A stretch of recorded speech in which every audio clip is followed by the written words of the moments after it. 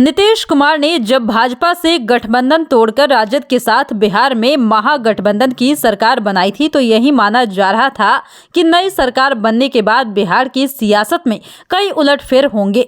बेशक नीतीश कुमार की सरकार को सदन में 7 दलों का समर्थन है और भाजपा पूरी तरह से अकेले विपक्ष में बैठी हुई है, लेकिन इस गठबंधन को लेकर महागठबंधन के 2 प्रमुख दलों के अंदर आम सहमति जैसी बात नहीं दिखाई देती है।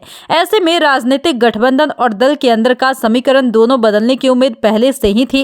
बेशक यह दूसरा मौका होगा जब नीतीश कुमार ने अपने पुराने सहयोगी भाजपा से नाता तोड़ा है। इससे पहले नीतीश कुमार 2013 में भाजपा से अलग हुए थे।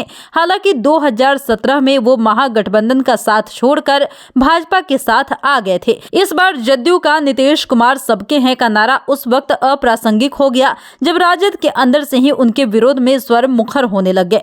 बिहार में अब स्वर्ण समुदाय के बीच सत्ता का संघर्ष खत्म हो चुका है। स्वर्ण और पिछड़ों के बीच जो भी था वो खत्म है। पिछड़ी जातियों के बीच सत्ता की हिस्सेदारी की लड़ाई अब सत्ता के संघर्ष तक पहुंच चुका है। नीतीश कुमार की नई सरकार बनने के बाद जदयू में उपेंद्र कुशवाहा इस लड़ाई को मुखर किए हैं। इस गठबंधन का सबसे ज्यादा विरोध उन्होंने ही किया है। उपेंद्र कुशवाहा उस वक्त आक्रामक हो गए जब नीतीश कुमार ने 2025 का चुनाव तेजस्वी यादव के नेतृत्व में लड़ने की बात कह दी थी। जदयू में नीतीश कुमार के बाद खुद को मुख्यमंत्री के रूप में प्रोजेक्ट करने वाले कुशवाहा को नीतीश कुमार का यह ऐलान इतना व्याकुल कर दिया कि वो पार्टी के खिलाफ ही मोर्चा खोल दिए। उन्होंने तेजस्वी यादव को नेता मानने से साफ तौर पर इनकार कर दिया।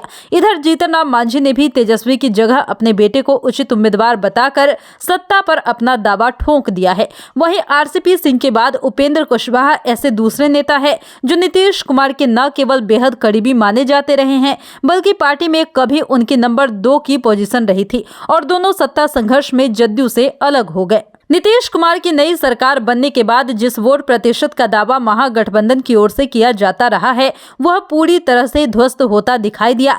बिहार में नई सरकार बनने के बाद 3 उपचुनाव हुए। 3 में से केवल 1 मोकामा की सीट पर राजद ने जीत दर्ज की, जबकि गोपालगंज में राजद और कोढ़न्नी में जदयू भाजपा से हार गई। इन 2 उपचुनावों से भाजपा का आत्मविश्वास बढ़ा। वहीं राजद और जदयू के अंदर जनाधार बिखरने की बात कही जाने लग गई। राजनीतिक हलकों में भी यह बात चर्चा में आ गई और 2015 जैसा महागठबंधन का प्रभाव इस बार देखने को नहीं मिल पाया। राजद और जदयू समेत 7 विपक्षी दलों की एकता भी 2 उपचुनावों में भाजपा को हराने में सफल नहीं हो पाई। ऐसे में 2024 की लड़ाई के लिए एक मोर्चे पर महागठबंधन को मजबूत होने की जरूरत है। दीक्षांत एडुटेक लाया है दीक्षांत डिजिटल क्लास। दीक्षांत डिजिटल क्लास का उपयोग कर छात्र बना सकते हैं पढ़ाई को बेहद आसान और मजेदार। दीक्षांत डिजिटल क्लास को स्कूल में बैठकर देखना है तो पेन ड्राइव और स्मार्ट टीवी बनेगा सही माध्यम। चलिए अब ये भी जानते हैं कि दीक्षांत डिजिटल क्लास का फी स्ट्रक्चर क्या होगा।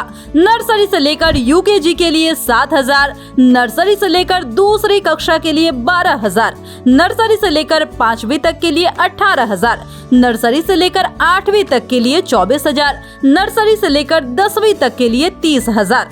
अगर आपको डेमो करना है तो उसके लिए आप दीक्षांत डिजिटल क्लास के यूट्यूब चैनल को विजिट कर सकते हैं। हमारे यूट्यूब चैनल को सब्सक्राइब और फेसबुक पेज को लाइक करना ना भूले। धन्यवाद।